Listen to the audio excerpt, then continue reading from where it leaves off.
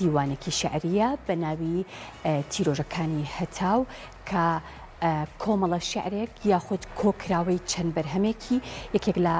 خانمە شاعیرە هەزناسکەکانە کە ئەویش سروە ساڵیە. بێگومان شعرەکانی سروە ساڵی کە لەم کتێبەدا خۆیانە بینەوە پێکهاتوون لەو کۆمەڵە شعرا یاخود ئەو پارچە شعرانەی کە بێگومان بیرەوەریەکی زۆریان لە پشتەوەی بۆ شاعیر و ئەکەوێتە نێوان ساڵانی 2002 بۆ 2018 و کتێبێکی قەبارە گەورەیە لە چەند پەڕێکی زۆر پێکاتوە کە نزیکەی 1126 لاپەڕەیدایە و بەم زوانەش بڵاوەکرێتەوە.